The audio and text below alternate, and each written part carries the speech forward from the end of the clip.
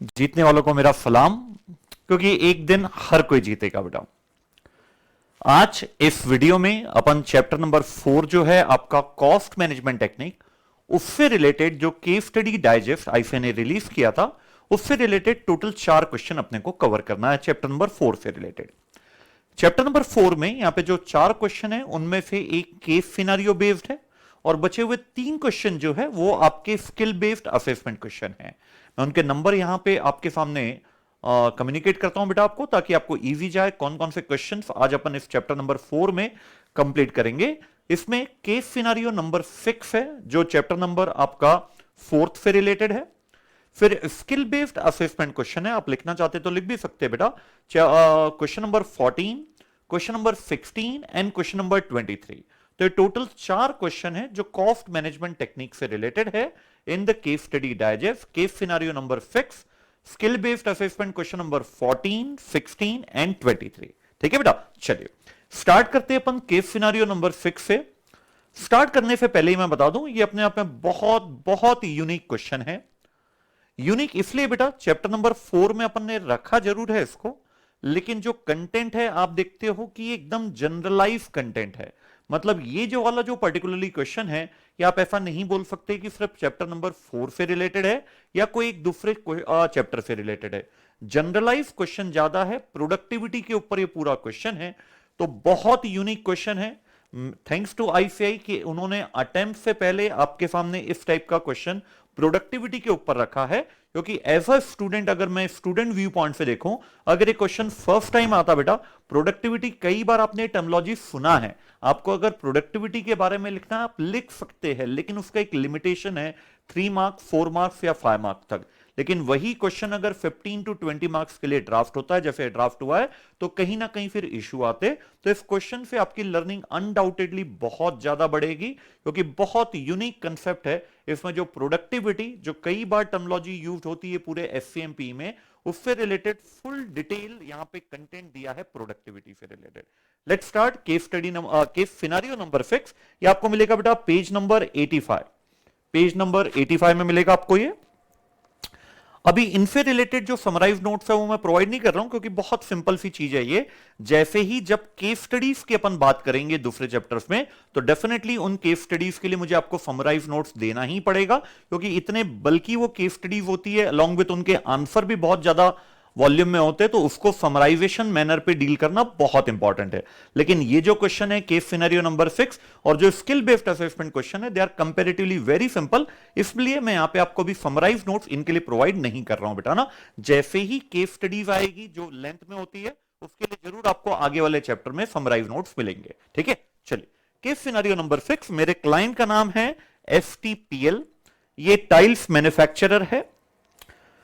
पिछले 2 सालों तक इनके पास एक रीजनेबल मार्केट शेयर था और एक क्वालिटी रेपुटेशन भी इनकी मार्केट में थी, लेकिन पिछले 2 सालों से ये इनकी जो प्रोडक्टिविटी है वो डिक्लाइन स्टेज में है। कंपनी जो है वो मल्टीपल प्रोडक्ट मैन्युफैक्चर करती है। कुछ प्रोडक्ट अभी इनके डेवलपमेंट स्टेजेस में है, कुछ प्रोडक्ट इनके अभी मैच्योरिटी स्टेजेस में। नॉर्मली बात है बेटा, अगर मल्टीपल प्रोडक्ट है तो कुछ प्रोडक्ट इनके अभी डेवलपमेंट स्टेज में है, कुछ प्रोडक्ट मैच्योरिटी स्टेज में। जो चैप्टर नंबर 4 का कंसेप्ट था कि टोटल 4 लाइफ साइकिल में टोटल 4 स्टेजेस होती है, introduction, growth, maturity and decline. तो उनमें से कुछ प्रोडक्ट अभी भी डेवलपमेंट स्टेज में है, जो भी इंट्रोडक्शन स्टेज में आना बाकी है, और कुछ प्रोडक्ट जो ऑलरेडी एग्जिस्टेंस में है वो मैच्योरिटी फेज में है। इनके जो मेजोरिटी ऑफ द कस्टमर है ये मिडिल क्लास को बिलोंग करते हैं, और मिडिल क्लास कस्टमर इन्होंने बोला है वो प्राइस सेंसिटिव कस्टमर है। मतलब आप अगर उन्हें बोलो कि आपको बेटर क्वालिटी अगर चाहिए तो हम आपको और बेटर क्वालिटी दे सकते हैं, बट आपको एक्स्ट्रा पेमेंट देना पड़ेगा, तो प्राइस सेंसिटिव कस्टमर कभी भी उसे एक्सेप्ट नहीं करता है। वो चाहता है एक रीजनेबल क्वालिटी उसे कम प्राइस पे मिले। आई रिपीट, प्राइस सेंसिटिव जो कस्टमर होता है वो हमेशा एक्सपेक्ट करता है उसे एक रीजनेबल क्वालिटी कम प्राइस पर अगर मिलती है तो वो प्रोडक्ट आपसे लेता है। जैसे ही आप वही रीजनेबल क्वालिटी को थोड़ा एक्स्ट्रा पेमेंट देके उसको परचेस करने बोलते हो, तो वो आपके कॉम्पिटिटर के पास शिफ्ट हो जाता है। तो यहां पे प्राइस सेंसिटिविटी आपके कस्टमर की ज्यादा है, तो आपको इसके बारे में भी अवेयरनेस रखना पड़ेगा। तो फर्स्ट पैरा हमें मेजरली फोकस करता है कि हमारी प्रोडक्टिविटी दिन पर दिन कम हो रही है। कुछ प्रोडक्ट हमारे डेवलपमेंट स्टेजेस में है, कुछ प्रोडक्ट हमारे मैच्योरिटी स्टेजेस में है। हमारा जो कस्टमर है वो प्राइस सेंसिटिव कस्टमर है। अब जो सेकेंड और थर्ड पैरा है ये पूरा डेडिकेटेड है आपके वर्कर्स के टूवर्ड्स। आज हमारे पास जो वर्कर्स है वो लगातार एक कंप्लेन करते हैं कि उनको जो भी रोल दिया जाता है, जो भी उनको वर्क अलोकेट किया जाता है, वो उनके स्किल्स के अकॉर्डिंगली नहीं होता है। मतलब जो भी अलोकेशन ऑफ वर्क है that is not according to the skill of worker. Supervisor जो है उसको जैसा लगता है उस प्रकार से वो रोल डेजिग्नेट कर देता है डिफरेंट वर्कर को, इररिस्पेक्टिव उन वर्कर के पास वो स्किल है या नहीं है। फिर कुछ केसेस में जो टास्क है वो मोनोटोनस हो जाता है, मतलब लगातार उनको वही टास्क मिल रहा है। तो जो एक लर्निंग स्टेज होती है बंदे की वो ऑलरेडी इसमें खत्म हो चुकी है, और एक लर्निंग स्टेज के बाद बेटा फिर एक स्टेबल स्टेज आती है। स्टेबल स्टेज के बाद एक बोर्डम स्टेज आती है। बोर्डम में कहीं ना कहीं प्रोडक्टिविटी खत्म होती है, क्योंकि वही वर्क रिपीटेडली जब आप करते हो, इररिस्पेक्टिव कि वो आपका स्किल लेवल है या नहीं, तो फिर लर्निंग कर आपका एग्जॉस्ट हो जाता है। फिर यहां पर जो भी डिसीजन लिए जाते हैं वो सेंट्रलाइज लेवल पे लिए जाते हैं, जिसमें पार्टिसिपेशन ऑफ वर्कर लगभग ना के बराबर होता है। इन्हें बस जो रूटीन मैटर होता है उन्हीं की ऑटोनॉमी इनके पास अवेलेबल है, बाकी जो भी मेजर डिसीजन होते हैं वो सेंट्रलाइज लेवल पे होते हैं। तो ये पैरा हमें तीन चीजें कम्युनिकेट करता है। आज की तारीख में हमारा जो वर्कर है वो कंप्लेन करता है रिगार्डिंग द जॉब अलोकेशन। उनका कहना है कि जो वर्कर का स्किल सेट है उसके अकॉर्डिंगली अगर आप उन्हें वर्क देते तो वो ज्यादा अप्रिशिएट करते उस वर्क को। कुछ बंदों के वर्क मोनोटोनस है, मतलब लगातार सालों से वही वर्क कर रहे हैं, जिसके कारण जो लर्निंग स्टेज होती है वो उनकी ऑलरेडी एग्जॉस्ट हो चुकी है। फिर एक बहुत important point, participation of worker यहां पे लगभग नहीं है, क्योंकि जो सेंट्रलाइज टीम है वही पूरे डिसीजन लेती है। फिर जो रेम्युनरेशन है हमारे वर्कर को वो आवरली बेसिस पर दिया जाता है, और ये आवरली बेसिस का रेम्युनरेशन कैसे डिसाइड होता है? वो बंदे जितने ज्यादा सीनियर होंगे उतना ज्यादा उनका आवरली रेट होगा, इररिस्पेक्टिव कि जो उनको टास्क दिया गया है उसमें क्या स्किल सेट है उससे कोई मतलब नहीं है। अगर आप सीनियर हो आपका आवरली रेट का पेमेंट ज्यादा है। इसीलिए चूंकि जो पेमेंट है वो इनका फिक्स्ड इन नेचर है, मतलब जितने आवर आप वर्क करोगे multiply by this rate per hour उतना पेमेंट आपको मिल जाएगा। इसलिए वर्कर कभी भी क्वालिटी कॉन्शियस नहीं है यहां पे, क्योंकि अगर उसने डिफेक्टिव प्रोडक्ट भी बनाया है तो उसका पेमेंट कहीं भी अफेक्ट नहीं होता है, उसको पेमेंट मिल जाएगा क्योंकि उसने वर्क किया है। ठीक है। और एक बहुत सीरियस कंसर्न यहां पे दिया है, कंपनी के पास कुछ सीनियर वर्कर्स थे, कंपनी ने उन्हें रीट्रेच कर दिया, मतलब निकाल दिया जॉब से। ऑल्दो उनके पास रीजनेबल ऑपरेशनल स्किल थे, लेकिन जो हमने टेक्नोलॉजिकल एडवांसमेंट लाया है वो टेक्नोलॉजिकल एडवांसमेंट में वो मशीन को प्रॉपरली ऑपरेट नहीं कर पा रहे थे, तो हमने वो सीनियर बंदों को निकाल दिया, रिट्रेच कर दिया, इसके बावजूद कि उनके पास रीजनेबल ऑपरेशनल स्किल अवेलेबल थी, लेकिन टेक्नोलॉजिकल स्किल ना होने के कारण हमने उन्हें रिट्रेच कर दिया। ठीक है। अब ये जो लास्ट पैरा है ये आपको मटेरियल के बारे में बताता है। हमारे पास कई सारे प्रोडक्ट है, तो मटेरियल वाला जो है, कुछ मटेरियल हमारे पास ऑलरेडी है, कुछ टाइल्स हमारे पास ऑलरेडी है, इसके बावजूद भी हम उसका मैन्युफैक्चरिंग करते जा रहे हैं, जबकि कुछ टाइल्स हमेशा हमारे पास शॉर्ट रहती है, मतलब जो मार्केट की डिमांड है हम वो फुलफिल नहीं कर पा रहे, मतलब कहीं ना कहीं स्टॉक मैनेजमेंट का भी यहां पे इश्यू आता है। तो फर्स्ट पैरा आपको बताता है कि आपका डिक्लाइन इन प्रोडक्टिविटी हुआ है, आपका जो प्रोडक्ट है कुछ डेवलपमेंट स्टेज में है, कुछ मैच्योरिटी स्टेज में है, फिर जो आपका कस्टमर है वो प्राइस सेंसिटिव है। वर्कर कई सारी यहां पे कंप्लेन करता है, पहला बोलता है कि उनके जॉब स्किल के अकॉर्डिंगली उनको वर्क अलोकेट नहीं किया जाता है। सेकंड, उनकी कंप्लेन है कि कुछ टास्क मोनोटोनस हो जाता है जिसके कारण लर्निंग एग्जॉस्ट हो जाती है। जब भी कोई डिसीजन लिया जाता है तो वर्कर का पार्टिसिपेशन लगभग ना बराबर होता है। जो पेमेंट दिया जाता है वो आवरली बेस पर होता है, इररिस्पेक्टिव ऑफ स्किल, जिसके कारण क्वालिटी कॉन्शियस हमारे वर्कर नहीं रहते हैं। फिर एक बहुत इंपॉर्टेंट कंसर्न, कुछ सीनियर बंदे थे जो जिनके पास ऑपरेशनल स्किल रीजनेबल लेवल पे थी, लेकिन टेक्नोलॉजिकली वो एडवांस नहीं थे, तो हमने उन्हें रिट्रेच कर दिया, निकाल दिया।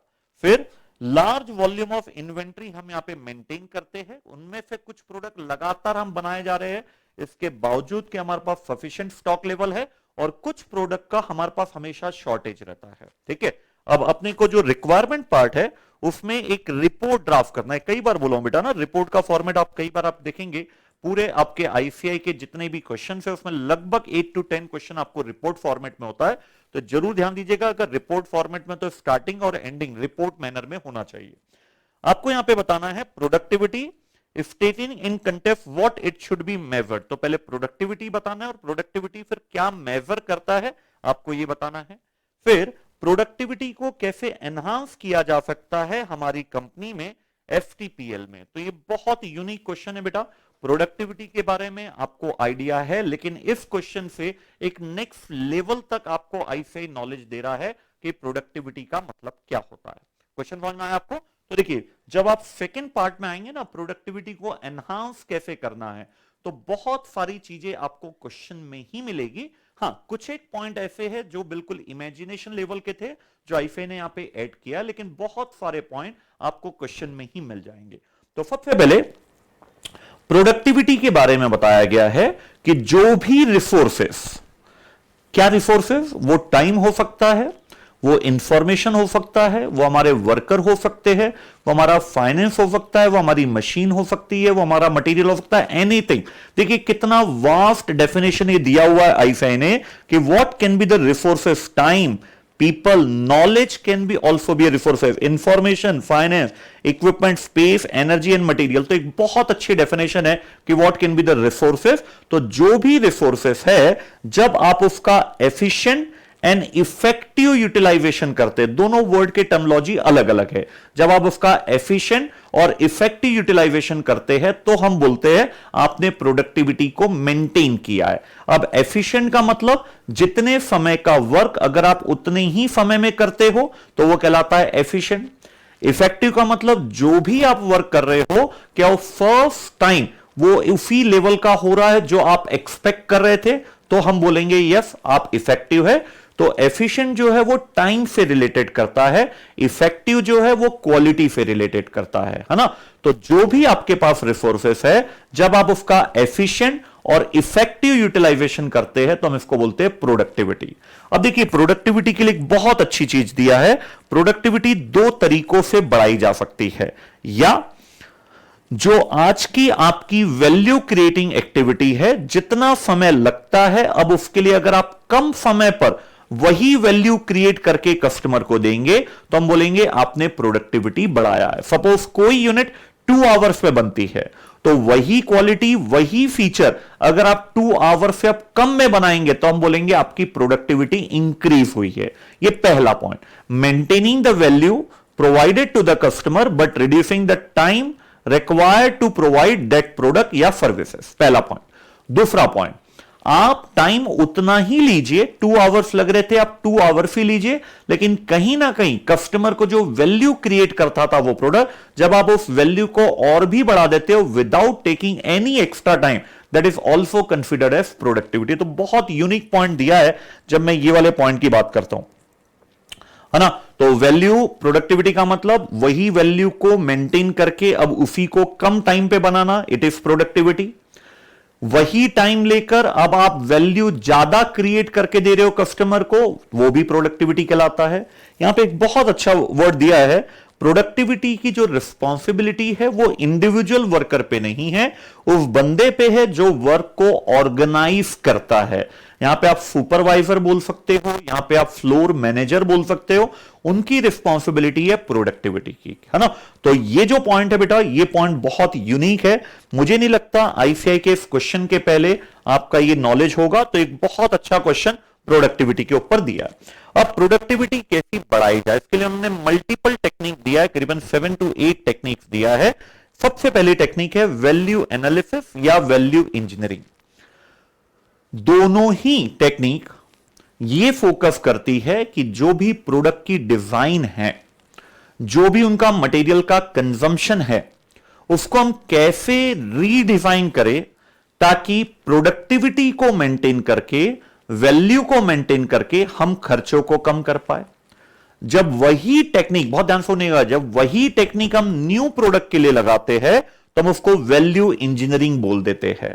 लेकिन जब वही टेक्निक हम एग्जिस्टिंग प्रोडक्ट के लिए लगाते हैं तो हम उसको वैल्यू एनालिसिस बोलते हैं। ये पूरी डिटेल बेटा आपको चैप्टर नंबर 4 में दिया हुआ है। अब यहां पे कुछ आपके पास प्रोडक्ट है जो डेवलपमेंट में है और कुछ मैच्योरिटी में है। तो जो डेवलपमेंट स्टेज में है, विदाउट रिड्यूसिंग द क्वालिटी, आप उनको रीडिफाइन जब करेंगे, प्रोसेस को रीडिफाइन करेंगे, तो you can achieve the same quality but at lower cost. लेकिन जो मैच्योरिटी स्टेज में प्रोडक्ट है, वहां पे अगर आप रीडिफाइन करते हो थ्रू वैल्यू एनालिसिस, तो कहीं ना कहीं फिर क्वालिटी में कॉम्प्रोमाइज हो सकता है।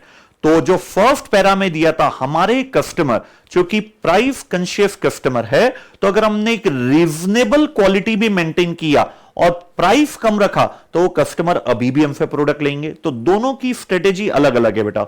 जो डेवलपमेंट स्टेज में है, वहां पे आपको क्वालिटी को मेंटेन करके रिसोर्सेस कम लेना है। जो मैच्योरिटी फेज में, जो लगभग अब डिक्लाइन स्टेज में जाने वाला है, वहां पे अगर आप एक रीजनेबल क्वालिटी को भी मेंटेन करते हो, लेकिन अगर आप खर्चे बचा पाते हो जिसके कारण आप प्राइस कम ऑफर करोगे कस्टमर को, तो डेफिनेटली वो अभी भी लाइक करेगा। सेकेंड टेक्निक दिया है क्वालिटी सर्कल। ये चैप्टर नंबर 2 जो था आपका कॉस्ट ऑफ क्वालिटी में, उसमें भी एक दो बार वर्ड आया, यहां पे बहुत डिटेल में दिया है। क्वालिटी सर्कल का मतलब होता है बेटा, जो आपके डिफरेंट डिपार्टमेंट्स है, उनके मैनेजर्स, या यहां पे वर्ड यूज किया गया है एम्प्लॉइज, यूजुअली 5 to 7 एम्प्लॉइज का एक ग्रुप होता है जो रेगुलर इंटरवल पर मीट करता है, आइडेंटिफाई करता है, एनालाइज करता है जो भी उनके डिपार्टमेंट में या जो भी कंपनी में प्रॉब्लम है, और उस प्रॉब्लम के लिए जब वो अपने मैनेजमेंट को एक सॉल्यूशन प्रोवाइड करता है कि इस प्रॉब्लम को कैसे ओवरकम किया जाए, वो कहलाता है क्वालिटी सर्कल। अब हमारी ऑर्गेनाइजेशन में क्वालिटी सर्कल का क्या रोल है? हमारे यहां पे सेंट्रलाइज डिसीजन होता है, तो जिसके कारण एम्प्लॉय का पार्टिसिपेशन नहीं है। लेकिन जैसे ही आप क्वालिटी सर्कल बनाते हो बेटा, इसमें एम्प्लॉय पार्टिसिपेशन बढ़ेगा, तो डेफिनेटली अब वो ज्यादा रिस्पॉन्सिबल फील करेंगे, तो आपकी प्रोडक्टिविटी ऑटोमेटिकली एनहांस होगी। ये सेकेंड पॉइंट। थर्ड पॉइंट है आपका financial and non financial incentive. जैसा क्वेश्चन ने बताया था, हम उनको आवरली रेट पेमेंट देते हैं। तो अब आवरली रेट पेमेंट, अगर आपने स्किल बेस्ड पेमेंट दिया, उनको बोनस प्रोवाइड किया, तो ये फाइनेंशियल इंसेंटिव कहलाएगा।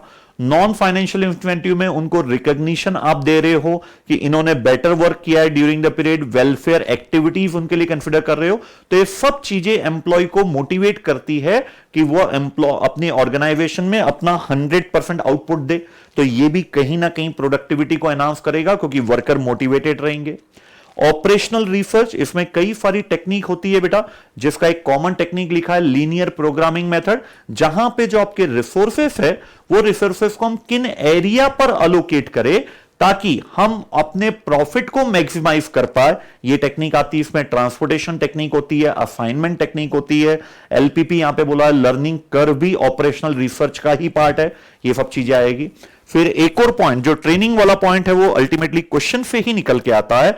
आपने टेक्नोलॉजिकली एडवांस मशीन लिया है, तो जो कुछ सीनियर एम्प्लॉयज थे जिनके पास ऑपरेशनल स्किल तो थी लेकिन टेक्नोलॉजिकल एडवांस स्किल नहीं थी, उनको आपने रिट्रेच कर दिया। ज्यादा बेटर होता बेटा उन सीनियर एम्प्लॉयज को आप ट्रेन करते कि जो टेक्नोलॉजिकली एडवांस मशीन है उनको कैसे ऑपरेट किया जाता है, तो वही एम्प्लॉय आपके लिए एक बिगर एसेट होते जो आपकी प्रोडक्टिविटी को बढ़ाते। फिर एक नई टर्मोलॉजी दिया है, job enlargement and job enrichment. दोनों टर्मोलॉजी डिफरेंट है। एनलार्जमेंट मतलब जो आप उसको वर्क दे रहे हो उसका स्कोप बढ़ा दीजिए। आज एक लिमिटेड स्कोप आप उसको दे रहे थे कि आपको ये करना है, अब उसमें और भी वर्क जब आप जोड़ देते हो तो एनलार्ज कर रहे हो उनका स्कोप, इससे भी सेटिस्फेक्शन बढ़ेगा एम्प्लॉय का। एनरिचमेंट मतलब जो भी बंदा वर्क कर रहा है क्या वो उसमें सेटिस्फाइड है क्या, क्योंकि अगर बंदा अपने जॉब से सेटिस्फाइड है तो ही वो आपको क्वालिटी आउटपुट दे पाएगा, मतलब आपकी प्रोडक्टिविटी बढ़ा पाएगा।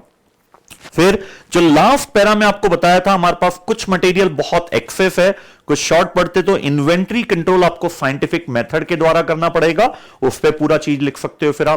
फिर उन्होंने बोला था जब हम उनको फिक्स पेमेंट करते हैं तो वो क्वालिटी कॉन्शियस नहीं होते हैं, तो क्वालिटी कंट्रोल की भी टेक्निक आप लगा सकते हो। यहां पे टीपीएम लगा सकते हो, टीक्यूएम लगा सकते हो, टोटल क्वालिटी मैनेजमेंट। इससे कहीं ना कहीं प्रोडक्टिविटी आपकी एनहांस होती है। तो एक सुपर्ब क्वेश्चन है बेटा, प्रोडक्टिविटी जो एक सिंगल वर्ड है उसके बारे में अगर एक 12 to 16 मार्क्स का क्वेश्चन बन रहा है तो डेफिनेटली ये जो नॉलेज आप इस क्वेश्चन से एक्वायर करोगे ये आपको बहुत बहुत मदद करेगा प्रोडक्टिविटी टर्मिनोलॉजी को और भी एक वेल नॉलेजेबल कंटेंट लेने में। ठीक है, अब अपन आते हैं बेटा, एक ही केस सिनेरियो क्वेश्चन था इसमें, अब अपन आते हैं skill based assessment question. Question number 14 निकालिए आप, skill based assessment question, question number 14।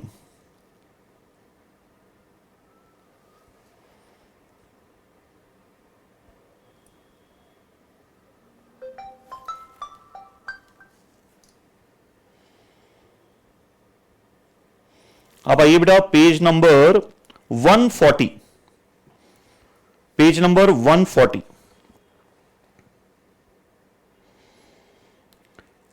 इसके टोटल 3 से 4 पार्ट है। जो इसका न्यूमेरिकल पार्ट है क्वेश्चन नंबर 14 का वो बहुत ही सिंपल है, लेकिन जो इसका लास्ट रिक्वायरमेंट पार्ट है यहां पे डिफरेंट जो फंक्शनल मैनेजर है, आपका मार्केटिंग, आपका चीफ इंजीनियर, आपका प्रोडक्शन डिपार्टमेंट, आपका मैनेजमेंट अकाउंटेंट, उन्होंने अलग अलग व्यू रखा है रिगार्डिंग द कॉस्ट रिडक्शन। उसके ऊपर जो एनालिसिस पार्ट है वो इस क्वेश्चन का सबसे सुपर पार्ट है बेटा। तो लास्ट डे बिफोर रिवीजन में जब आपके पास अप्रोक्सीमेटली 20 आवर्स होते इफेक्टिवली पेपर को फेस करने के लिए नेक्स्ट डे, तो इस क्वेश्चन नंबर 14 में न्यूमेरिकल पार्ट आज आप पढ़ लीजिए, आप चाहो तो उसको एक और रिवीजन में लिख लीजिएगा, लेकिन जो लास्ट डे बिफोर रिवीजन में आपको जो इस क्वेश्चन नंबर 14 से वापस से रिवाइज करके जाना है वो इसका लास्ट पार्ट, जहां पे डिफरेंट फंक्शनल मैनेजर ने जो कॉस्ट रिडक्शन के बारे में अपने व्यू रखा है वो बहुत अच्छा पॉइंट है इसका, है ना। तो चलिए बेटा स्टार्ट करते हैं। तो क्वेश्चन नंबर 14 हमें फर्स्ट पैरा बताता है कि हम लाइटिंग एंड डेकोरेशन वाले जो बल्ब होते हैं वो बनाते हैं। फेस्टिवल सीजन में ही हमारी डिमांड यहां पे बहुत ज्यादा होती है। आज हम अपनी 80% कैपेसिटी पर वर्क कर रहे हैं, जहां पर हम 4 लाख यूनिट्स बना रहे हैं। तो हालांकि इसका पूरे जब आप केस स्टडी देखेंगे, ये क्वेश्चन देखेंगे तो कोई रोल नहीं है। अब आपको एक सिंगल बल्ब बनाने में कितने कितने रुपए का खर्चा लगता है, उन खर्चों का नेचर क्या है, वो वेरिएबल है या फिक्स्ड है, ये पूरा दिया हुआ है। तो आप देख रहे हो डायरेक्ट मटेरियल, डायरेक्ट लेबर, फिर कुछ फिक्स्ड ओवरहेड भी दिया है, वेरिएबल दे दिया है। ऐसे टोटल कॉस्ट आपका पर बल्ब आ रहा है 72 रुपये। अब आपको चाइनीज जो मैन्युफैक्चरर है उनसे कंपटीशन मिल रहा है, क्योंकि यही क्वालिटी वो कम रेट पर दे पा रहे हैं। तो अब मार्केटिंग डिपार्टमेंट आपका बोल रहा है कि अगर आपको मार्केट में बने रहना है तो आपको आपकी प्राइस 12.5% से कम करना पड़ेगा, 12.5% से कम करना पड़ेगा। अब सवाल ये उठता है तो आज की करंट प्राइस क्या है, ये कहीं भी हमें नहीं बताया है। आगे भी जब आप पढ़ेंगे तो देखिए नेक्स्ट लाइन से अपन बहुत इजीली आज की करंट प्राइस निकाल लेते हैं।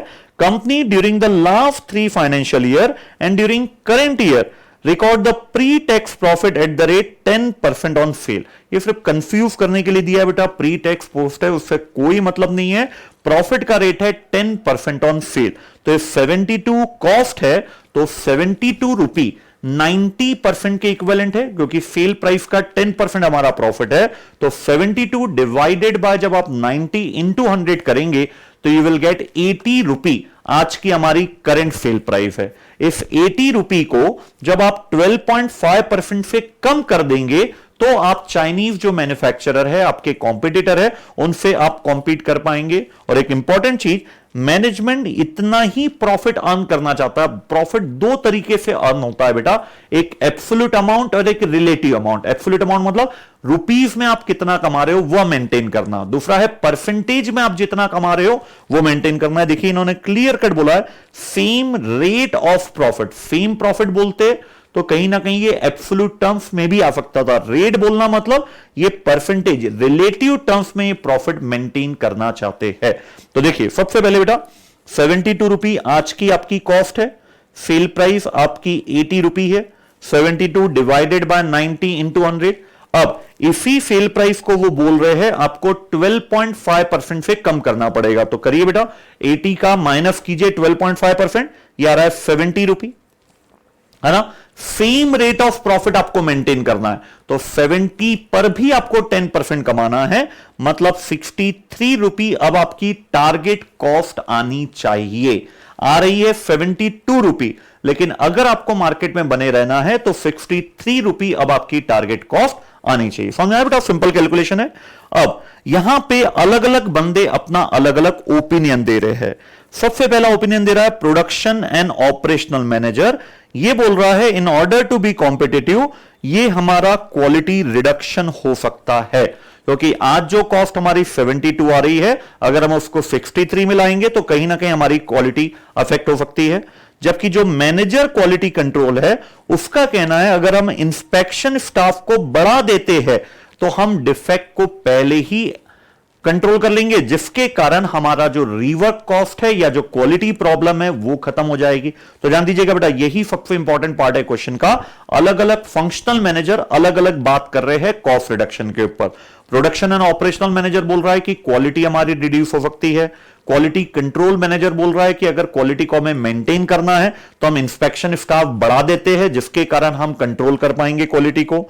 मैनेजमेंट अकाउंटेंट जो है उसका ओपिनियन है कि प्रोडक्ट मैच्योर स्टेज में है और चूंकि कॉस्ट कमिटेड इन नेचर होती है इसलिए प्राइस कटिंग डिफिकल्ट है ना। टारगेट कॉस्टिंग का एक बहुत इंपॉर्टेंट पॉइंट होता है बेटा कि मेजॉरिटी ऑफ द कॉस्ट, लगभग 80 to 90% cost are committed in nature. एक होता है कॉस्ट कमिट होती है और एक होती है कॉस्ट इनकर्ड होती है। कमिट हो रही है मतलब आप वो जो भी डिजाइनिंग कर रहे हो आगे चल के आप उस डिजाइन को चेंज नहीं कर सकते, you are committed to that one. लेकिन इनकर्ड कब होगी? In due course of action, जैसे जैसे आप मैन्युफैक्चरिंग करोगे लगभग वही कॉस्ट जो आपने डिजाइनिंग स्टेज पे लॉक किया था वही कॉस्ट आपकी 80-90% during the course of manufacturing आपकी इनकर्ड होती है। तो जो मैनेजमेंट अकाउंटेंट है उसका कहना है ये कॉस्ट रिडक्शन आपके लिए पॉसिबल नहीं है, क्योंकि आज ये प्रोडक्ट आपका मैच्योरिटी स्टेज में है। जब ये आपका डेवलपमेंट स्टेज पे था वहीं पे जो कॉस्ट है वो कमिट हो चुकी, इनकर्ड नहीं कमिट हो चुकी है ना। फिर चीफ इंजीनियर जो है हमारा वो सजेस्ट करता है कि हम इसको रीडिजाइन कर देते हैं, लेकिन जो मार्केटिंग मैनेजर है वो बोलता है कि आज का जो हमारा अपीयरेंस है प्रोडक्ट का वही पॉपुलैरिटी का सबसे बड़ा रीजन है हमारी सेल होने का। अगर हम प्रोडक्ट की ओर रीडिजाइन कर देंगे तो जो हमारा यूएसपी है वो खत्म हो जाएगा। तो अलग अलग बंदों ने अलग अलग चीजें यहां पे डिस्कस किया है। तो पहला, calculate the price suggested by the marketing department, ये जस्ट अभी अपन ने निकाला है बेटा, 70 रुपये आपकी प्राइस होगी अब। फिर टारगेट कॉस्ट क्या होगा आपका? टारगेट कॉस्ट 63 होगा।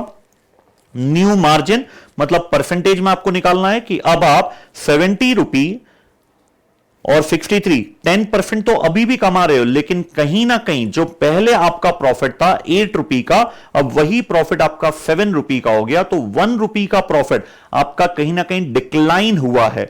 तो 1 रुपी कितने रुपए पर? 8 रुपए पर। तो आपको समझ में आएगा कितना प्रॉफिट पे आपका रिडक्शन हुआ है। तो बड़ा सिंपल प्लान है। एक बहुत यूनिक तो नहीं बोलेंगे, एक बहुत कॉमन चीज यहां पे दिया है, प्रोपोर्शनेट कॉस्ट रिडक्शन। मतलब एक चीज ये अज्यूम करके चल रहा है कि जितने भी हमारे एलिमेंट है 22 रुपी से लेकर 12 रुपी तक हर पर प्रोपोर्शनेट कॉस्ट रिडक्शन करना है। कितना? 12.5%। जबकि इसी में पूछा है क्या है प्रैक्टिकली पॉसिबल है? नहीं, हर पर 12.5% यूनिफॉर्म रिडक्शन पॉसिबल नहीं है। कुछ ऐसे खर्चे होंगे जो टोटली अनअवॉइडेबल है, मतलब उस पर कॉस्ट रिडक्शन पॉसिबल नहीं है। कुछ खर्चों पर आप 12.5% से कम रिड्यूस कर पाएंगे, कुछ खर्चे ऐसे होंगे जो 12.5% से आपको ज्यादा रिड्यूस करके देंगे। ओवरऑल हमें 12.5 रिडक्शन चाहिए, लेकिन प्रैक्टिकली ये पॉसिबल नहीं है कि जितने भी एलिमेंट है हर एलिमेंट पर आप प्रोपोर्शनेट कॉस्ट रिडक्शन अचीव करें। यही पूछा है। अब जो इसका लास्ट पैरा है, अब जो अलग अलग फंक्शनल मैनेजर ने अलग अलग बातें किया है कॉस्ट रिडक्शन के बारे में, उसका आपको इवैल्यूएशन करना है, मतलब क्या वो सही बोल रहे हैं। और एक बहुत इंपॉर्टेंट चीज, फिर उसके लिए आपको रेमेडियल एक्शन भी प्रोवाइड करना है कि फिर उसका सॉल्यूशन क्या है। तो ये वाला जो पार्ट है बेटा मेरे हिसाब से सबसे इंपॉर्टेंट पार्ट है। लास्ट डे बिफोर एग्जामिनेशन में इस केस स्टडी में अगर आपको कुछ देख के जाना है तो वो होना चाहिए आपका रिक्वायरमेंट पार्ट नंबर 4। तो देखिए क्या है रिक्वायरमेंट पार्ट नंबर 4 में। सबसे पहला जो आपका फर्स्ट पैरा है इस इवैल्यूएशन का, ये आपको बताता है कि आपकी टोटल 4 स्टेजेस होती है ब्रॉडली। सबसे पहली स्टेजेस होती है आप क्वालिटी फंक्शनलिटी के आधार पे सेल प्राइस डिटरमाइन करते हो। सेकंड स्टेज होती है, सेकंड स्टेज में आप टारगेट कॉस्ट डिटरमाइन करते हो। थर्ड स्टेज ध्यान दीजिएगा, अब उस टारगेट कॉस्ट को अचीव करने के लिए आप प्रोडक्ट की डिजाइन, प्रोडक्शन प्रोसेस पे वर्क करना चालू करते हो कि कैसे हम उस टारगेट कॉस्ट को अचीव कर पाएंगे, और फिर आप एक पायलट प्रोजेक्ट यूज करके फिर उसका जो भी पेपर में है उसको रियलिटी में आप चेक करते हो। उसको अपन प्रोटोटाइप भी बोलते हैं कि क्या हम ये अचीव कर पाए क्या। तो जितना डिस्कशन हुआ है, हमने टारगेट कॉस्ट निकाल लिया है 63 रुपए। अब हम थर्ड स्टेज में हैं, हम एक प्रोसेस अडॉप्ट करना चाह रहे हैं जिसके द्वारा हम टारगेट कॉस्ट को ऑन पेपर अभी अचीव करके बताएं। तो अब अलग अलग फंक्शनल मैनेजर ने जो अपने अपने व्यूज रखा है उस पर आपको इवैल्यूएशन देना है, साथ में रेमेडियल एक्शन भी देना है। तो सबसे पहला पॉइंट जो मैनेजमेंट अकाउंटेंट ने बोला था कि हमारा प्रोडक्ट आज की तारीख में मैच्योर्ड स्टेज पे है, मतलब डेवलपमेंट स्टेज पर ही मैन्युफैक्चरिंग प्रोडक्ट में 70 to 80% कॉस्ट कमिट हो जाती है। 70 to 80% कॉस्ट कमिट हो जाती है, तो हम कॉस्ट रिडक्शन नहीं कर पाएंगे।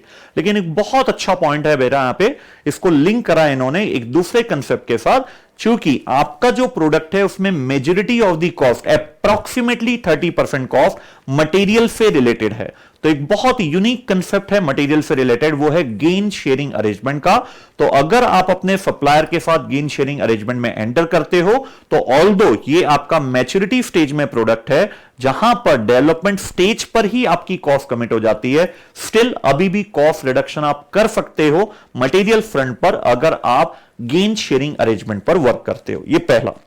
Second, production and operational manager बोल रहे हैं कि जैसे ही आप कॉस्ट रिडक्शन की बात करोगे, क्वालिटी कहीं ना कहीं कॉम्प्रोमाइज होगी, हो भी सकता है कुछ एक्सटेंट तक सही है, लेकिन अगर हम साइंटिफिक मेथड के द्वारा कॉस्ट रिडक्शन करें ना तो फिर क्वालिटी पे इश्यू नहीं आएगा। साइंटिफिक मेथड यहां पे उन्होंने एक बताया है कि अगर हम जस्ट इन टाइम पे शिफ्ट हो जाते हैं तो एक साइंटिफिक मेथड है जिसके द्वारा हमारा कॉस्ट रिड्यूस होगा but without affecting the quality of the product. तो उन्होंने बोला था इवैल्यूएशन करना है, साथ में रेमेडियल कोर्स ऑफ एक्शन भी देना है।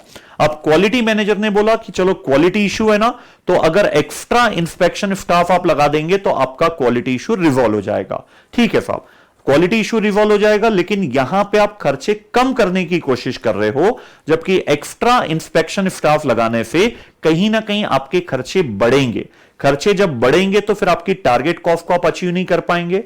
तो यहां पर अगर मैं चैप्टर नंबर 2 का कंसेप्ट लगाऊं, आप यहां पर अप्रेजल कॉस्ट पर ध्यान देना चाह रहे हो, मतलब जो डिफेक्ट है उसको आइडेंटिफाई करने पर फोकस है, जबकि डिफेक्ट को अगर आप एलिमिनेट करने की कोशिश करोगे तो लॉन्ग टर्म में आप अपनी कॉस्ट को रिड्यूस कर पाएंगे। तो यहां पे आप टीक्यूएम टेक्निक या काइजन कॉस्टिंग टेक्निक जो विदाउट एनी इन्वेस्टमेंट होता है वो आप अप्लाई करेंगे, तो कंटिन्यूअस बेसिस पर आप अपनी कॉस्ट को रिड्यूस करते जाएंगे विदाउट अफेक्टिंग द क्वालिटी। फिर चीफ इंजीनियर ने बोला था कि हम इस प्रोडक्ट को रीडिफाइन कर देते हैं, लेकिन जो मार्केटिंग मैनेजर ने बोला था कि जो डिजाइन है हमारे प्रोडक्ट की वही हमारा यूएसपी है प्रोडक्ट का, तो प्रैक्टिकली फीजिबल नहीं लगता है हमें कि हम प्रोडक्ट को रीडिजाइन कर पाएंगे। फिर लास्ट में यही बोला है बेटा, यहां पर पॉसिबिलिटी है कॉस्ट रिडक्शन की, हर कैटेगरी में नहीं है, लेकिन अगर आप सोचेंगे जो हमने टेक्निक आपको सजेस्ट किया है तो आप टारगेट कॉस्ट अचीव कर सकते हो without compromising on the quality. ठीक है बेटा। अब जो क्वेश्चन नंबर 16 है बेटा, ये जो फरवरी 21 का जो न्यूज़लेटर आया था, रॉयल बेकर्स का एक क्वेश्चन था, वही क्वेश्चन उन्होंने इंसर्ट किया है। कैलकुलेशन पार्ट उसका बहुत सिंपल है, जो मेन पार्ट था वो उसका एनालिसिस पार्ट था, तो उम्मीद है बेटा वो तो पहले ही आपने कंप्लीट कर लिया होगा। और जो क्वेश्चन नंबर 23 है वो ऑलरेडी मेरे ख्याल से लास्ट 2 या 3 अटेम्प्ट में वो एक बार पूछा हुआ है, 16 to 20 मार्क्स का, वो भी एक सिंपल क्वेश्चन है। सबसे मेन फोकस का वही था कि टारगेट कॉस्टिंग लगता है ऐसी प्रोडक्ट में जो रिपीटेटिव इन नेचर है ना, और ये खासकर बना है मैन्युफैक्चरिंग इंडस्ट्री के लिए, जहां पर हमारी कॉस्ट कमिट हो जाती है, लॉक हो जाती है डिजाइन फेज पर। सर्विस इंडस्ट्री के लिए ये उतना सुटेबल नहीं है, क्योंकि वहां पर सर्विस इंडस्ट्री में हम बाद में भी डिजाइन को चेंज कर सकते हैं विदाउट एनी फर्दर कॉम्प्लिकेशन, है ना। तो मैं यहां पे अपना टाइम सेव कर रहा हूं बेटा, ताकि मैं जल्दी से जल्दी आपको दूसरे और दे पाऊं। तो कल मैं आपको फिर चैप्टर नंबर 6 से रिलेटेड जो मेरे पास टोटल 5 क्वेश्चन है उनके बारे में अपन डिस्कस करेंगे। एक केस सिनेरियो का क्वेश्चन है और बचे हुए 4 स्किल बेस्ड असेसमेंट क्वेश्चन है चैप्टर नंबर 6। ठीक है बेटा, रेलिवेंट डिसीजन मेकिंग का चैप्टर है वो। और फिर एक बहुत बहुत इंपॉर्टेंट चैप्टर है चैप्टर नंबर 8, उसमें आपको केस स्टडीज भी बहुत सारी है। केस सिनारियो भी है और स्किल बेस्ड असेसमेंट क्वेश्चंस भी है। हालांकि स्किल बेस्ड असेसमेंट क्वेश्चन देखेंगे तो 2-3 क्वेश्चन तो मॉड्यूल से ही जस्ट कॉपी पेस्ट किया गया दिसंबर 20 के। तो मेजर अब जो अपना फोकस रहेगा बेटा वो चैप्टर नंबर 8 में रहेगा। कल जो मैं आपके लिए लेक्चर अपलोड करूंगा पहले वो चैप्टर नंबर 6 का अपलोड कर दूंगा, जिसमें टोटल 5 क्वेश्चन है इंक्लूडिंग 1 केस सिनेरियो क्वेश्चन। और अब सबसे स्पेशल जो लेक्चर जाएगा वो जाएगा चैप्टर नंबर 8 से रिलेटेड बेटा। वहां पे केस स्टडीज है, केस सिनेरियो है और स्किल बेस्ड असेसमेंट क्वेश्चन भी है, और सबसे इंपॉर्टेंट चैप्टर आपके सिलेबस का है। ठीक है बेटा, टिल देन थैंक यू।